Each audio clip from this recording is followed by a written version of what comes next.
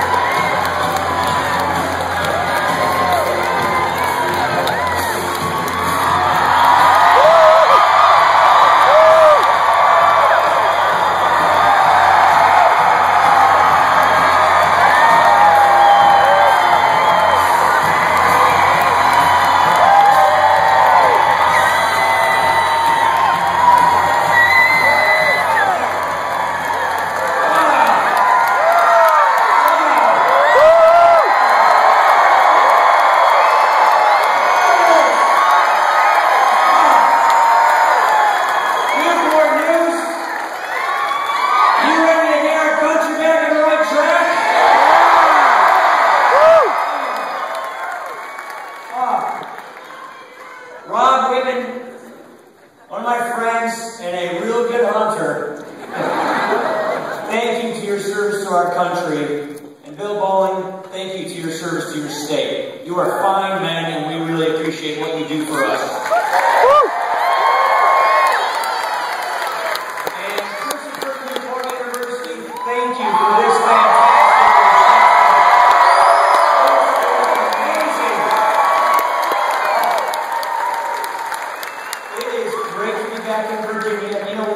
To be back in Virginia, because Virginia is going to elect Mitt Romney the next president of the United States.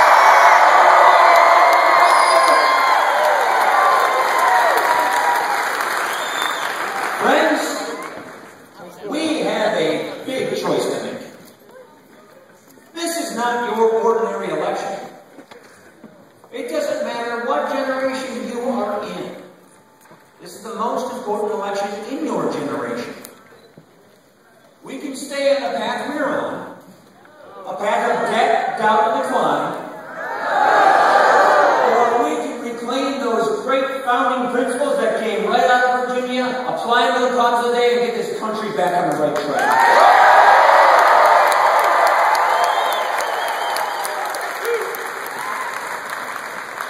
Here's our problem. President Obama and too many politicians like him in Washington are more worried about their next election than they are about the next generation. Yeah.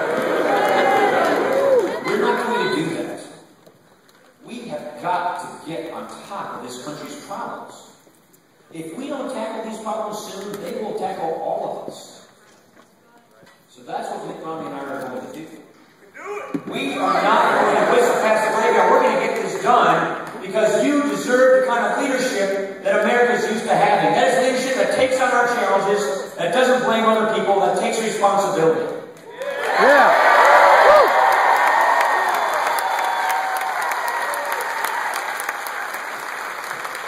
What a beautiful campus here, by the way. This is just...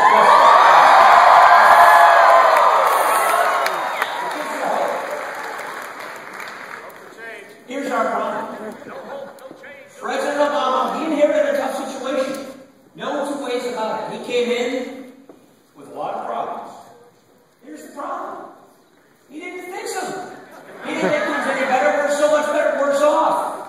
You can't argue that we are better off than we were 4 years ago. We're deeper in debt. Take a look at what has happened to our national debt just over the last 4 years. When he came in on Inauguration Day, your share of the debt, every person, every man, woman, and child in America, their share, $35 grand. It's $51,000 today. This is on an unsustainable path. And the president has yet to give us any solutions to actually fix this crisis. What's worse is the only area he seems eager and happy to actually cut spending is in that primary responsibility of our federal government, national defense. Mitt Romney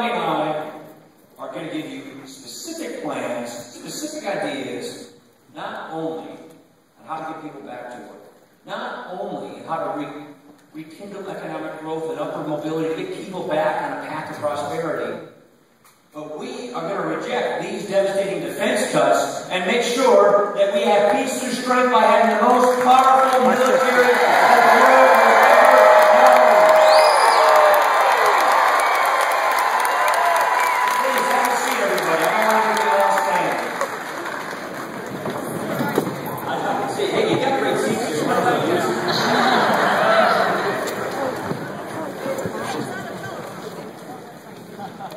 We've heard lots of bad news. We've heard bad news about jobs. We've heard bad news overseas. You see, when we project weakness overseas, when we're complicit with these devastating defense cuts, we show weakness. When we promise higher taxes, more regulation, more borrowing, more spending, more money printing, that does not produce prosperity. If all this taxing and spending and borrowing and regulating and money printing actually led to economic growth, we would be entering a golden age along with Greece. It doesn't. Here's the good news. It is not too late to get this right. We can fix this mess. It's going to take leadership. That's why this moment and this man, Mitt Romney, are made for this time. Yeah.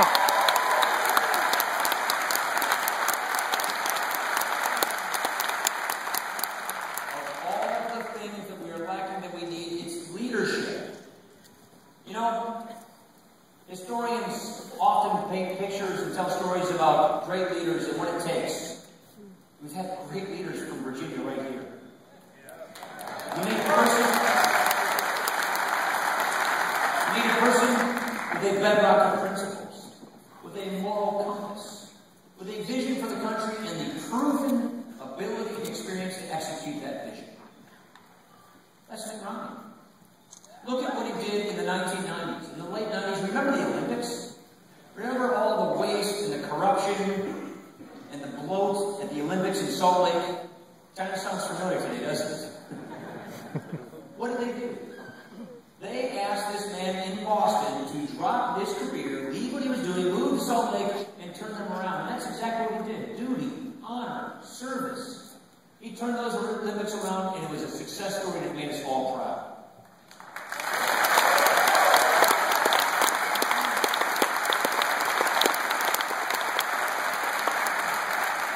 Look at what this man has achieved in business. And let me just say one thing. By the way, being successful in business, that's a good thing in this country. Woo!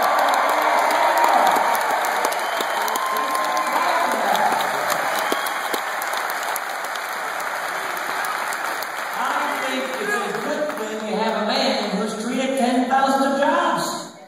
It's good to have a man who started businesses, who turned around failing businesses. That's the kind of job creation we need today. Take a look at the record of Barack Obama as president and Mitt Romney as governor. Under President Obama, 23 million Americans are struggling to find work. He said right when he got in office, if I can just borrow $831 billion and spend it on all these groups, we'll get prosperity. Unemployment will never get above 8%. It's been above 8% for 43 months. We have 15% of Americans today living in poverty. This is the highest poverty rate we've had in a generation. It's not working. And the question is it too late to fix the problem? The answer is no, it's not. Household income for average family has gone down $4,000 over the past 4 years. The president has presided over the first downgrade of our credit rating in our country in our history. And more are coming, apparently. If we want to change this, we've got to change presidents. Yeah. Start.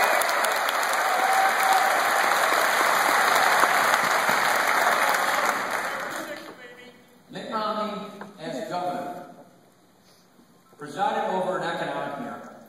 Unemployment went down. Household income went up by $5,000. The credit was upgraded. not red states, we're not blue states, we're the United States of America. We'll set aside childish things and work together to get things done. This is the third president that I have served with in Congress. It's the most partisan, acrimonious time I've ever seen. Yeah. It's not good. A conservative Republican governor of a Democratic state like Massachusetts, where 87% of the legislators in the legislature were Democrats.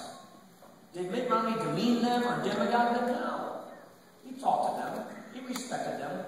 Didn't compromise principle, and he balanced the budget without raising taxes. That's the kind of leadership we need. That's the kind of leadership experience we have.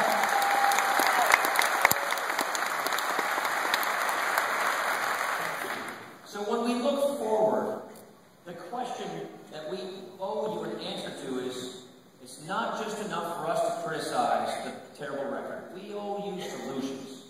You see, President Obama cannot run on this record. It's a terrible record. And so that is why his campaign has relegated itself from becoming hope and change in 2008 to attack and blame in 2012. This is why he's running on fear and envy and division, on anger and frustration. He can't run a straight-up referendum. He's going to tear the other guy down. He's going to hope that he can divide this country in order to distract this country to win by default. We're not going to fall for that. We're going to call him out on that.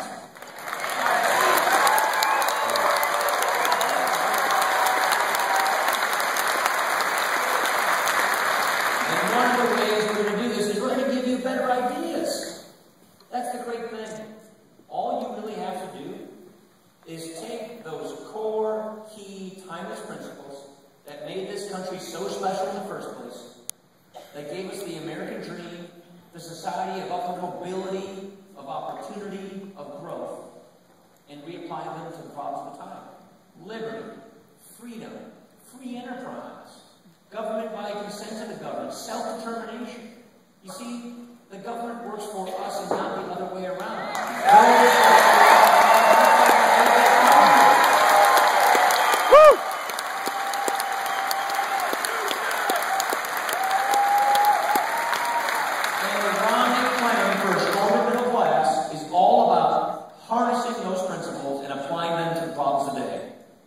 Giving you a very specific path, a real clear choice of two futures. Number one, right here in Virginia. You've got it underground. You've got it off your coast. We've got lots of energy in this country. Let's use that energy in this country. Woo! Woo! Natural gas. All over the ground. Renewable. Keystone pipeline. That is not here right away.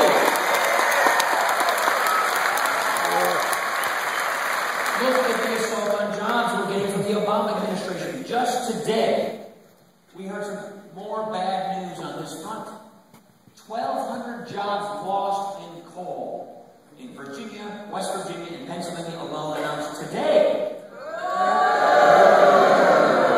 The Obama administration's hostility toward coal, toward American energy independence is going to go, and the date it's going to go is November the 6th.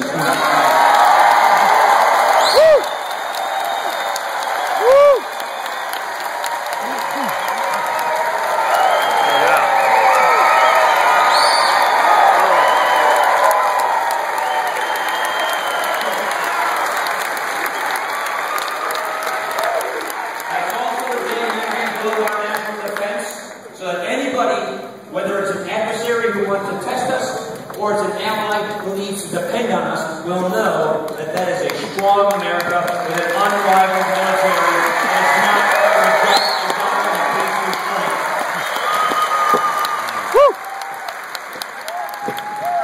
We also have a lot of people in between jobs. Look, I come from Janesville, Wisconsin. I represent southern Wisconsin. I see some Packer fans in the audience right here as well. I just can't help myself sometimes. The point I'm trying to make is, a lot of people in their prime working years, in their 40s and their 50s, they've lost their jobs. They've lost their jobs in industries that are no longer there because of this stagnant economy. They need the ability to go back to school, get the skills, to get the jobs and the careers of the 21st century. We need to fix our education system. We need to back parents. The money needs to follow the child. And if you lost the job, you have to be able to go back to school and get the skills you need to get the job in the 21st century. That is absolutely essential.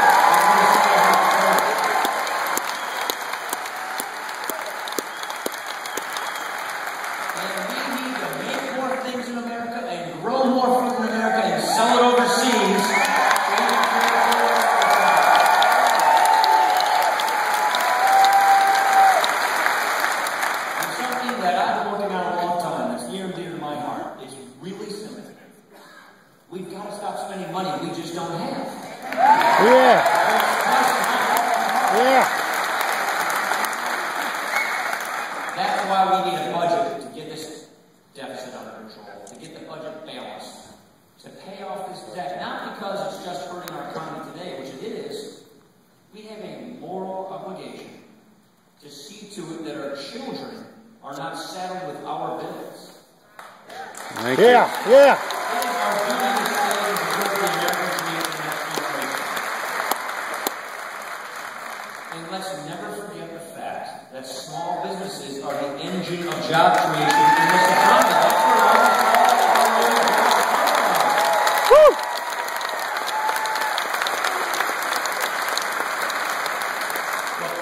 Where I come from, overseas, we think of Lake Superior. The point I make is this. Other countries, they're lowering their tax rates on their businesses. Canada last January lowered their tax rates on all of their businesses to 15%. President Obama is promising that this January, the top tax rate on most of our successful businesses goes to above 40%. That tax increase doesn't even pay for about 8% of his proposed deficit spending. This idea of taking more money from families, more money from job creators, and spending it in Washington on cronies and pet projects is failing us. And I gotta tell you, I am so proud to stand with a man like Mitt Romney, who knows from first-hand experience, whether you're in Roanoke, or Newport News, or Janesville, Wisconsin, if you have a small business, you built that small business. Yeah! Woo! Woo! Woo! Woo!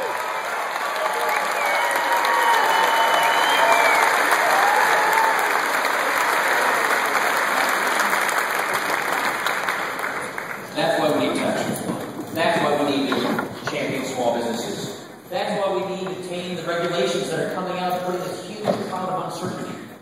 And if we do this, if we put these proven pro-growth policies in place, we get economic growth. We get economic opportunity.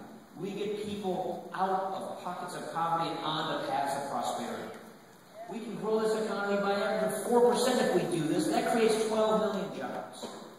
That's what this is all about. But it's actually more than that. It's more than simply creating jobs, growing the economy. This election is not just an economic election. This is an identity election.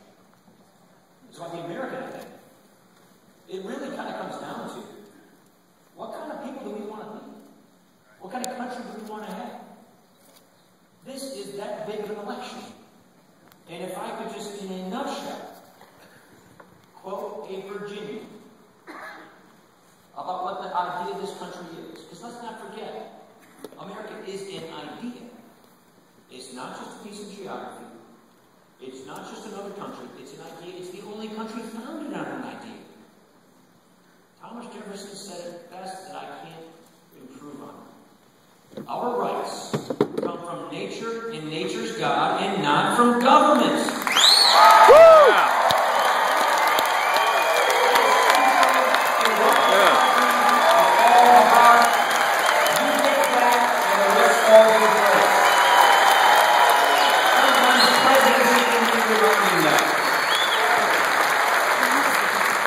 Virginians understand this because Virginians wrote this. When I look around here, I see Navy, I see Marines, I see Army, Air Force. Our veterans of every generation secured this idea, these rights, and we thank you for that. Thank you to our veterans for doing this for us, for your sacrifice for us, for making us free,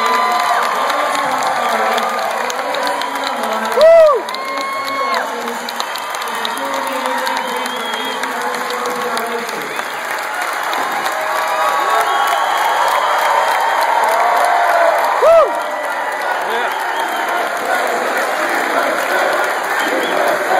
USA! USA! USA! USA! USA! USA! USA!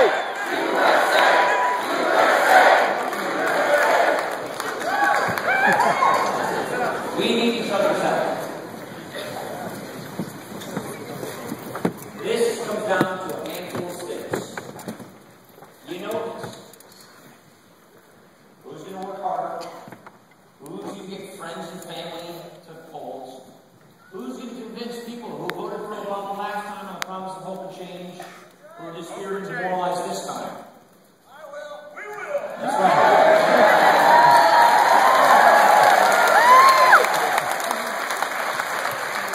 And here is our commitment. When I always look at an election, I've had 7. It's a covenant you reach with the person who elects you. You see, we believe that you need to tell people who you are, what you believe, what you will do, so that you earn victory, so that you deserve victory, so that when you're elected, you have the rights, the moral authority, the mandate to actually do it. So this is what Mitt Romney and I are pledging. We are not going to duck these tough issues. We are not going to kick the can down the road and see our country have a debt crisis and see our kids get a diminished future. We are going to lead and take on these problems before they take us over. Yeah.